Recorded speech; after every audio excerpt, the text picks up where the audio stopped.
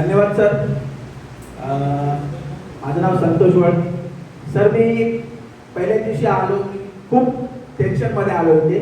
विचार करत होतो की जे पैसे भरले ते माझे वाया तर ठीक आहे, पण सरांनी मला एवढी दिली होती, वर साहेब तुम्ही जर तिथे आले तर तुम्हाला शिकवूनच पाठवणार मी.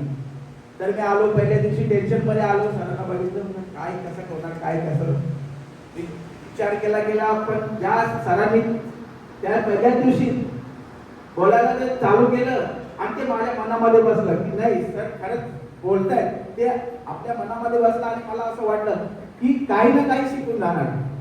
आज ते तसंच झालंय. आज मी जाणार, मला बोलवतात स्टेजवरती, मला सर्व आमच्या कार्यक्रम असतो तिकडे सर्वीकडे बोलवतात, मला स्टेजवरती बोलवतात. पण मला तेव्हा घाबरा वाटायचा की इकडे बोलवतात मला हे बोलायला बोलवतात, मी बोलायला स्टेजवरती बोलवतात, मी मागे मागे खुर्ची घेऊन टाकत जातो.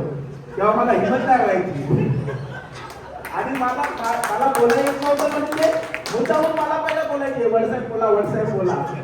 पण आता माझ्या पूर्ण ग्रुपला कोणालाच माहिती नाही मी क्लास घेतो इकडे. आता 5 तारखेला मी जाणार, मी बोलणार नक्की. तेव्हा ते विचार करते हा कुठे शिकून आलाय. कोणाला सांगणार नाही, आता कशी जाणार.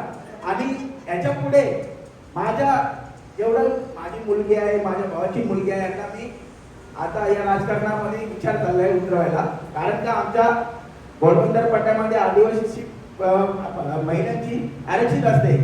त्यामुळं मग पुढच्या सणांचं या असलं तर मुलीला किंवा भावाच्या मुलीला नक्की घेऊन येणार या कार्यशाळेमध्ये. आणि सर तुमचं सर्वांचं खूप खूप धन्यवाद.